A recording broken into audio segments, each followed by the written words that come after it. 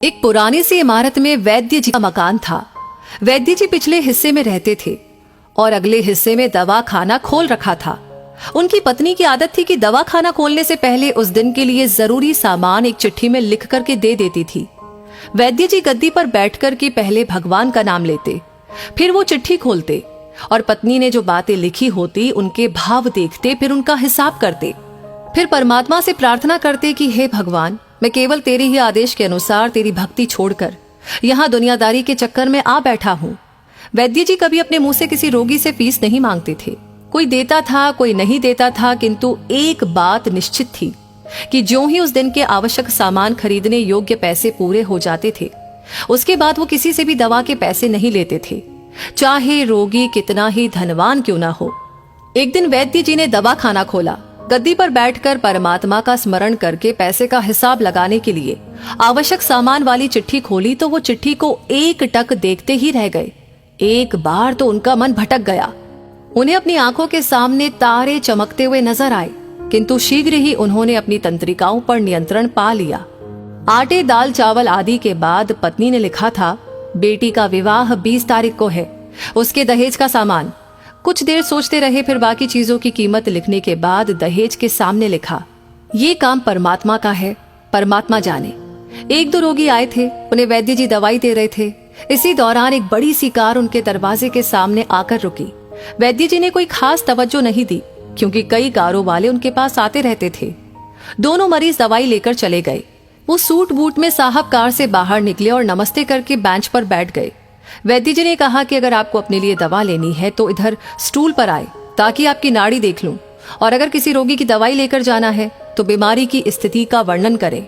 वो साहब कहने लगे, वैद्य जी, आपने मुझे पहचाना नहीं। मेरा नाम कृष्णलाल है, लेकिन आप मुझे पहचान भी कैसे सकते हैं, क्योंकि मैं 15-16 साल बाद आपके दवाखाने पर आया हूँ। आपको पिछली मुलाकात का हाल सुनाता हूँ, फिर आपको सारी बात याद आ जाएगी। जब मैं पहली बार यहाँ आया था तो मैं खुद नहीं आया था, अपितु ईश्वर मुझे आपके पास लेकर आए थे, क्योंकि ईश्वर ने मुझ पर कृपा की थी और वो मेरा घर आबाद करना चाहते थे। हुआ इस तरह था कि मैं कार से अपने पैतृक घर जा रहा था। बिल्कुल आपके दवाखाने के सामने हमारी कार पंक्चर हो गई। ड्राइवर कार का पहिया उतारकर पंक्चर लगवाने चला गया। आपने देखा कि गर्मी में मैं कार के पास खड़ा था, तो आप मेरे पास आए और दवाखाने की ओर इशारा किया और कहा कि इधर आकर कुर्सी पर बैठ जाए। फिर मैं कुर्सी पर आकर बैठ गया। ड्राइवर ने कुछ ज्यादा ही देर लगा दी थी। एक छोटी सी बच्ची भी यहाँ पर आपकी मेज के पास खड़ी थी और बार बार कह रही थी, चलो ना बाबा, मुझे भूख लगी है। आप उससे कह रहे थे कि बेटी थोड़ा धीरज धरो, चलते हैं। मैं ये सोचकर इतनी देर से आपके पास बैठा था और मेरे ही कारण आप खाना खाने भी नहीं जा रहे थे। मुझे कोई दवाई खरीद लेनी चाहिए ताकि आप मेरे बैठने का भार महसूस न करें। मैंने कहा कि वैद्य जी, मैं पिछले 5-6 साल से इंग्लैंड में रहकर के कारोबार कर रहा हूँ। इंग्लैंड जाने से पहले मेरी शादी हो गई थी, लेकिन अब तक बच्चे के सुख से वंचित हूँ।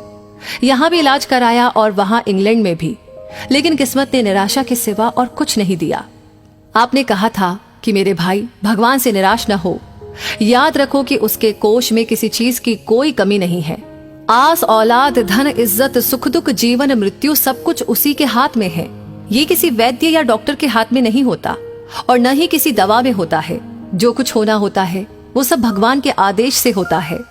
औलाद देनी है तो उसी ने देनी है। मुझे याद है आप बातें करते जा रहे थे और साथ साथ पुड़िया भी बनाते जा रहे थे।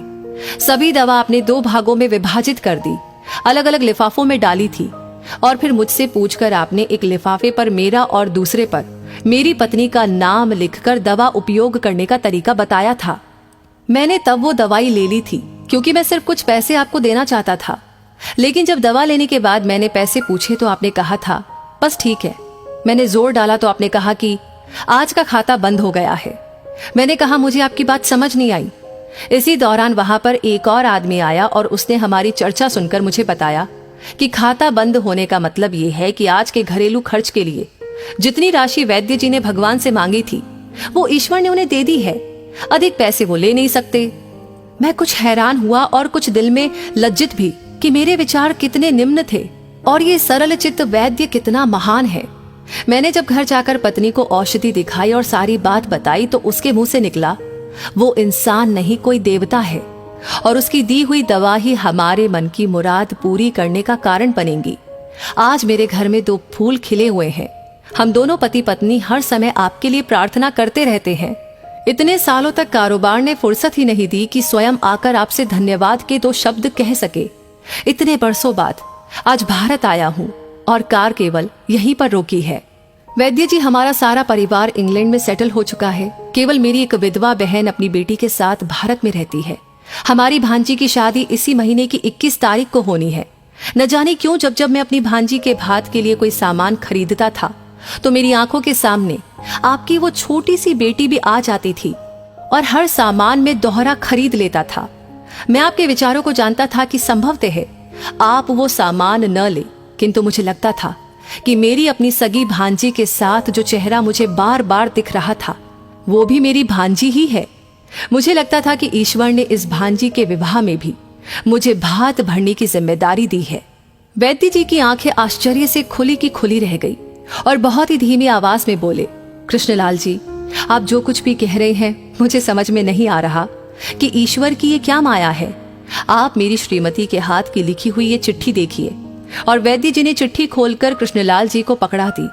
वहां पर उपस्थित सभी ये देख करके हैरान रह गए कि दहेज का सामान के सामने लिखा हुआ था, ये काम परमात्मा का है, परमात्मा जाने।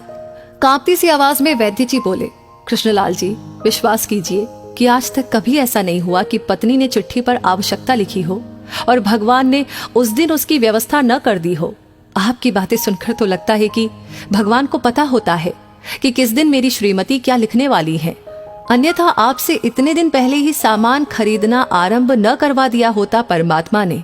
वाह भगवान वाह, तू महान है, तू दयावान है। मैं हैरान हूं कि वो कैसे अपने रंग दिखाता है। वैद्य जी ने आगे कहा, एक ही पाठ पढ़ा है कि सुबह परमात्मा का आभार करो, शाम को अच्छा दिन गुजरने का आभार करो, खाते समय उसका आभार करो, सोते समय उसका आभार करो। तो दोस्तों, इस कहानी को सुनने के बाद आप क्या महसूस कर रहे हैं? आपके दिल से कौन सी बात आ रही है? प्लीज आप हमें अपनी राय जरूर बताएं। इस वीडियो को लाइक आपने कर दिया है तो शेयर करना बिल्कुल ना भूलें। आपका हर एक लाइक, हर एक कमेंट, हर एक शेयर हमें इंस्पायर करता है ऐसी कहानियां आप तक पहुंचाने के लिए। और हाँ, इस वीडियो को पूरा देखने के लिए तहे दिल से हमारी पूरी टीम की ओर से आपको बहुत सारा आभार। धन्यवाद।